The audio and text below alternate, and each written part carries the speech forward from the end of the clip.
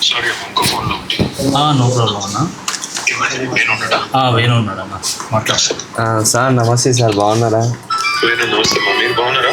బాగున్నా సార్, కొంచెం పర్లేదు సార్.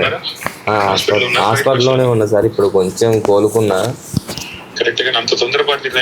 తొందరపాటు నిర్ణయం కాదు సార్, ఇది 3 సంవత్సరాల నుంచి జాబ్ క్యాలెండర్ కోసం ఎంతో పోరాడుతున్నాం. ఈ రోజు వరకు కూడా ఒక జాబ్ క్యాలెండర్ లేదు, ఏది లేదు. మా లాంటి నిరుద్యోగుల పరిస్థితి ఏంటి సార్? ఇది నా ఒక్కడి కోసం కాదు సార్, టోటల్ తెలంగాణ రాష్ట్ర వ్యాప్తం కోసం చేసింది సార్. తెలంగాణ అంటేనే నీళ్లు, నిధులు, నియామకాల విషయాల్లో ఇంత అన్యాయం జరుగుతుంటే ఎవరు ప్రశ్నించేటోళ్ళు లేరు సార్. కాంగ్రెస్ అంతా ఒక ముఠా అయిపోయింది.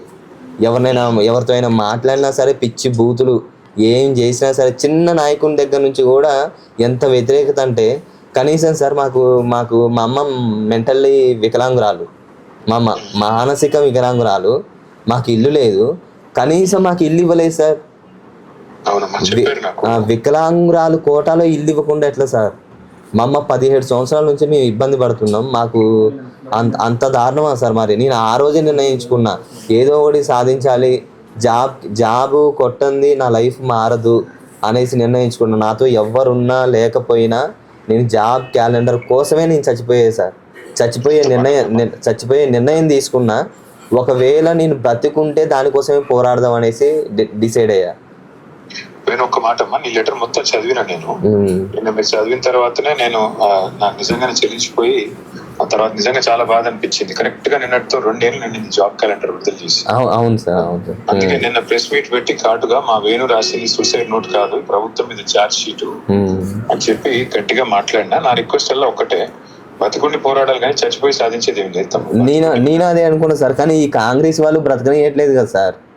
ఏం కాదు, అందరూ ఉన్నాం కదా, నీకు అండగా ఉంటాం. అంటే ఈ రోజు అంటే మీరు మాట్లాడారు సార్, ఇన్ని రోజులు నాకు ఎటువంటి ధైర్యం లేదు, ఎటువంటి అవకాశం లేదు, ఎవరితో మాట్లాడదామన్న భయం.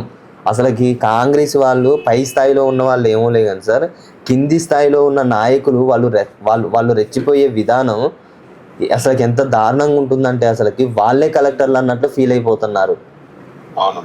అంటే పరిపాలన వికేంద్రీకరణ అనేది సరిగా లేదు సార్. అసలుకి ఈ వ్యవస్థలో అసలు వ్యవస్థే సరిగా లేదు సార్. ఎంత దారుణంగా ఉందంటే అసలుకి. మేము ఒకసారి డిశ్చార్జ్ అయిన తర్వాత డిశ్చార్జ్ ఇంటికి వెళ్ళిన తర్వాత నేను ఖమ్మం వస్తాను, ఖమ్మంలో కలుసుకుందాము. తప్పకుండా నువ్వు అన్నట్టుగా జాబ్ క్యాలెండర్ కోసము వీళ్ళు ఇచ్చిన హామీలు అమలు చేసే దానికి పోరాడే దానిలో మేము మీకంటే అడుగు ముందుంటాం, మీ అందరికి అండగా నిలబడతాం. ఆ విషయంలో కన్ఫ్యూజన్ వద్దు.